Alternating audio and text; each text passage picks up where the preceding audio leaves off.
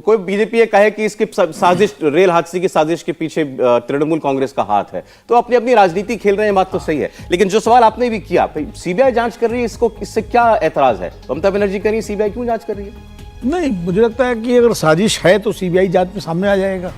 और शायद रेल मंत्री अश्विनी वैष्णव ने जो कहा था कि कुछ चीज़ें हैं जो उनको पता लगी हैं और वो जांच में सामने आएंगी, इसीलिए सीबीआई को जांच सौंपी गई है।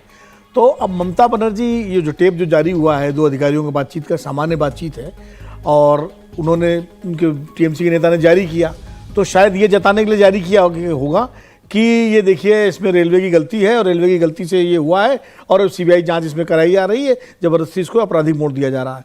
अब उसमें कूद पड़े शुभेंदु अधिकारी। देखिए, मतलब ममता बनर्जी डेस्परेट है तो बंगाल की बीजेपी भी डेस्परेट है, क्योंकि शुभेंदु अधिकारी शांत रहते, लेकिन वो अगर आए, उन्हें मौका मिल गया ममता पर हमला करने का।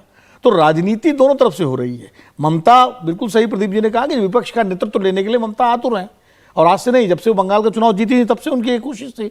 आप याद करिए, चुनाव के बाद आगे दिल्ली में आगे जिस तरह मिली थी सारे नेताओं से, सोनिया गांधी से, शरद पवार से, सबसे, तभी लग रहा था, लेकिन बाद में वो डिरेल हो गई उनकी मुहिम, जब बाकी चुनाव हुए राज्यों के, जो नतीजे आए त्रिपुरा में, आसाम में, वहाँ गोवा में और सब जगह।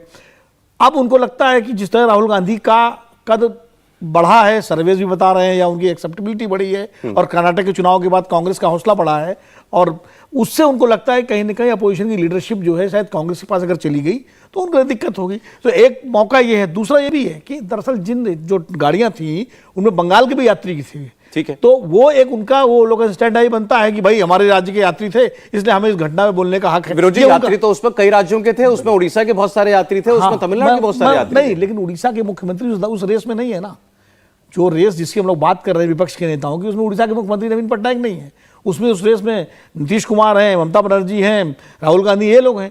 अब ममता बनर्जी को एतराज इस बात का है, जो शुरू से कह रहे हैं, उनको दो चीज़ें उनकी, एक तो उनका मानना है कि नंबर जो है वो छिपाया गया है, रेल यात्रियों जो मारे गए लोग हैं। अब उसका क्या आधार है मुझे नहीं पता, आज तक उन्होंने कोई आधार दिया भी नहीं जो उनको देना चाहिए। अगर वो सरकार पे आरोप लगा रही नंबर छिपाने का, तो उनको उसका फिर यही बात ले लें। ये बात आपने इससे पहले किसी बड़े नेता को कहते सुना है? नहीं, कांग्रेस हुआ और कहा जाए कि ये बता रहे हैं 350-500 लोग मरे हैं।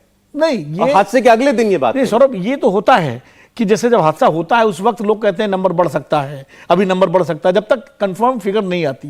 लेकिन कंफर्म फिगर आ जाने के बाद आमतौर पर उस पर भरोसा किया जाता है। वो साफ कह रही है छुपा रहे हैं। बिल्कुल, वो कह रहे हैं छुपा रहे हैं, सिर्फ वही कह रहे हैं और कोई नहीं करा। कांग्रेस ने भी नहीं कहा कि छुपा रहे हैं, और ना उड़ीसा के मुख्यमंत्री नवीन पटनायक ने कहा कि ओनस तो नहीं पे आएगा। ठीक है, जीआरपी और सब तो उनके अंडर में है, पूरा कानून। तो हर्षवर्धन जी, कोई होड़ है क्या ये कि हर मुद्दे पर कैसे कौन केंद्र सरकार को पहले घेर रहा है और मजबूती से घेर रहा है? कौन सबसे पहले जाकर के ये कहता दिखाई देता है कि नरेंद्र मोदी की गलती से देखो ये हो गया? और इसमें राहुल गांधी की बातों पर चूंकि आजकल चर्चा ज्यादा होती है, तो कोई इनसिक्योरिटी है ममता बनर्जी की, और वो ट्रेन एक्सीडेंट में भी दिखाई दे। देखिए, इनसिक्योरिटी तो राजनीति में बड़े से बड़े नेता को होती है, लेकिन इतनी विचित्र तरीके की शब्दावली, इतने विचित्र तरीके के आरोप आज तक भारतीय राजनीति में किसी ऐसी भयावह दुर्घटना पर नहीं लगाए गए, कभी नहीं लगाए गए। और यह बड़ा शर्मनाक है जिस तरह से हो रहा है। मैं, ठीक है, आंकड़े बढ़ सकते हैं, आंकड़े बढ़ते हैं, लेकिन बढ़ सकते हैं ये पता होने के बावजूद कोई भी नेता ये क्यों चाहेगा कि जो गंभीर घायल है उसका प्राण खत्म हो जाए? वो चाहेगा ना कि प्राण बचे, जीवन बचे किसी तरह।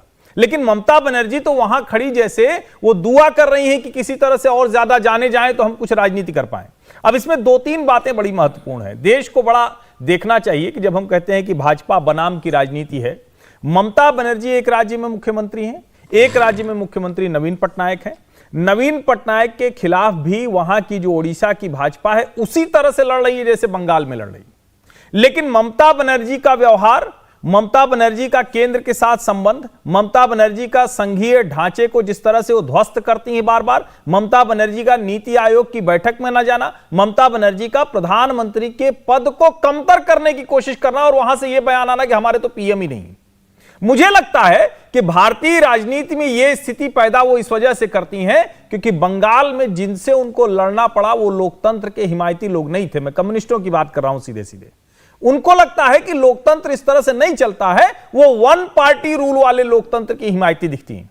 शायद यही वजह है कि उनको हर राजनीति में लगता है कि मेरा वाला हिस्सा अगर गया और लोकतंत्र जागा, ये चुनाव लोकसभा का होगा, राष्ट्रीय पार्टियों की भिड़ंत होगी, तो उनको डर लग रहा होगा कि वो कहीं जो 22-18 वाला समीकरण है वो एकदम से ना उलट जाए। मुझे लगता है कि ये जो बयानबाजी है ये उस तरफ ज्यादा है। यहां तो सबको पता है कि सीबीआई अब आ गई है तो वो खोजेगी, जांच करेगी, और अच्छा है कि सरकार की तरफ से भी किसी के ऊपर अभी तक आरोप नहीं लगाया गया है। शुभेंदु अधिकारी अपनी स्थानीय राजनीति कर रहे हैं। मतलब इंडिया टीवी हर वक्त हर जगह डाउनलोड करने के लिए सर्च करें India TV news Google play store या ऐप स्टोर पर।